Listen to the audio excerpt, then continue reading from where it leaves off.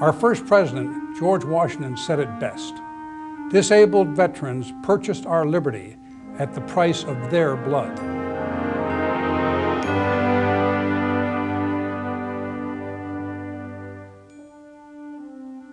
You can't put a price on freedom, but we Americans can assure that the men and women who were injured fighting for our freedom will always be remembered. Hello, I'm General Norman Schwarzkopf. When people talk about the Persian Gulf War, my name is likely to come up. But as I look back over 36 years of military service and several armed conflicts, the names and faces of many haunt my thoughts. During 2 tours in Vietnam and other military encounters, I saw my fill of blood and sickness. I saw war tear human bodies apart. I saw it destroy the minds and waste the health of our best young men and women. They served us well and with honor in the armed forces of the United States. And they were selfless in their sacrifice. For the collective good of the American people, they were willing to give up everything they had and everything they were. I'll never forget those who returned from the field of battle sick and wounded, who came home to lives forever changed. And this is why we're building a memorial in Washington, D.C. to recognize disabled veterans, to honor their continuing sacrifice in defense of our freedom. This would not be the land of the free if it were not for brave veterans who were disabled for life in the cause of freedom. During the span of our nation's recent history, more than 1 million Americans died in service. 1.5 million came home wounded. In World War II, more than 400,000 Americans died. 670,000 were wounded. In Korea, 50,000 died. 100,000 were wounded. In Vietnam, 58,000 died. 300,000 were wounded. These wars ended many years ago, but for many who lived to come home bearing the scars of our nation's defense, the cost of war continues even today. It will never end. To ensure that our nation never forgets these men and women, the Disabled Veterans Life Memorial Foundation has been hard at work. The foundation's goal is the construction of a new monument in Washington, D.C., the first monument in our nation's history dedicated to disabled veterans. This will be a place of special distinction where Americans can go to simply say thank you to the 500 veterans who lost both arms while serving in the military, to the 17,000 who sacrificed their legs for our nation, to the 17,000 paralyzed veterans whose sense of activity is forever changed, and to the 12,000 veterans who are totally blind, able to see colors and beauty only in their minds.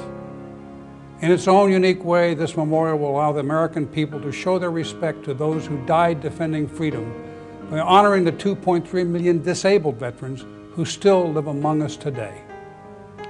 Congress approved this project with the passage of Public Law 106-348, and the Lois Pope Life Foundation stepped forward as the lead supporter.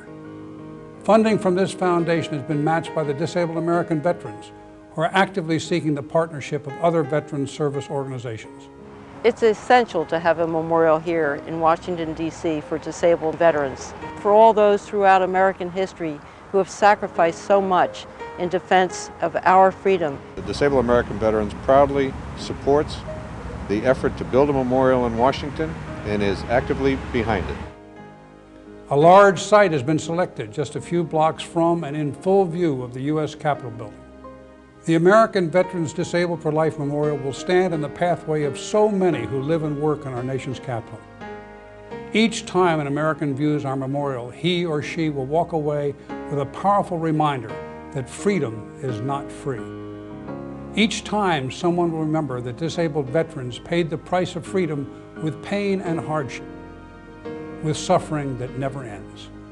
And as our nation's leaders drive through Washington, D.C., this memorial will give them a frequent and necessary reminder of the price of freedom.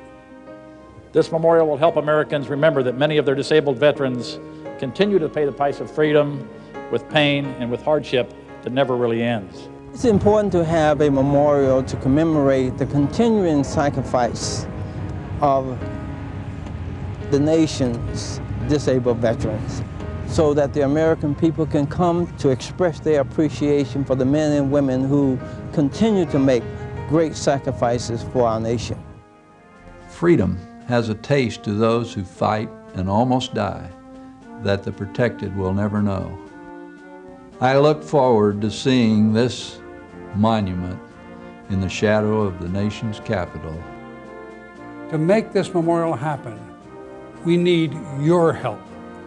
We need your support to make sure the American Veterans Disabled for Life Memorial will stand as an eternal reminder of honor, service, and sacrifice.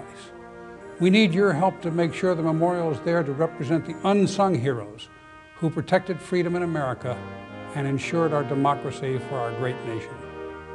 Without your support, our memory of millions of disabled veterans will lapse into oblivion.